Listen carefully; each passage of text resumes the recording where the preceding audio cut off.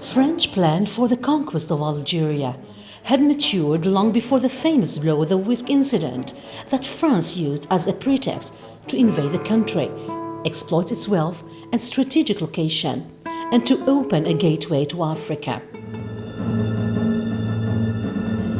The story began when an armada of nearly 700 ships set sail from the port of Toulon, carrying an army of over 37,000 men.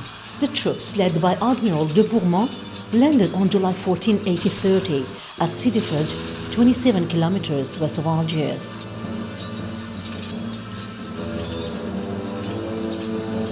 The coast of Sidi Frej was chosen with the aim of attacking the city of Algiers by land, given the difficulty of occupying it from the sea.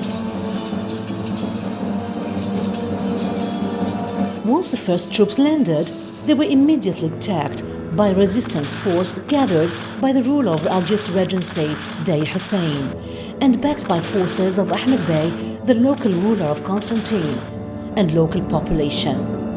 After violent bombardments by warships, the French seized the Algerian artillery, which prompted the resistance fighters to set up a camp on Stawili Heights.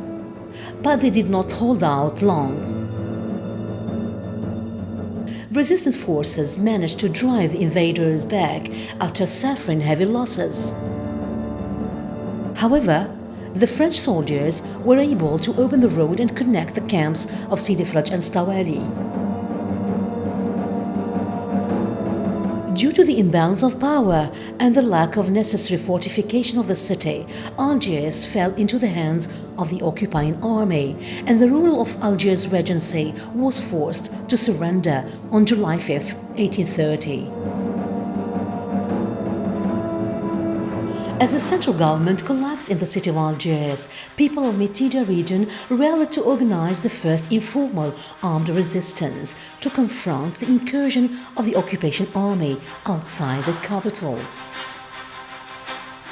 From the very beginning, the French aspired to seize the region, for it was the main supplier of the city of Algiers in terms of livestock and agricultural products. In a bid to break the siege, the occupation army mobilized about 1,400 soldiers to extend its influence over the city of Blida and suffered its first defeats against tribal leaders. Then violent confrontations continued unabated until the region was fully occupied in 1838.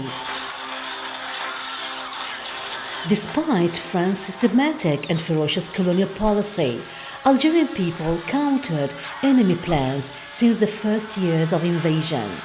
Through popular resistance movements led by local leaders, the most notable of which was the popular resistance led by Emir Abdelkader, who fought battles that terrified the enemy, and the resistance by Ahmed Bey, in addition to a series of popular movements led by local tribes like Zahatsha, Al-Muqrani, Al-Haddad, Amoud, Oulad Sidi Sheikh and Sheikh Bouamama, which continued until the beginning of the 20th century.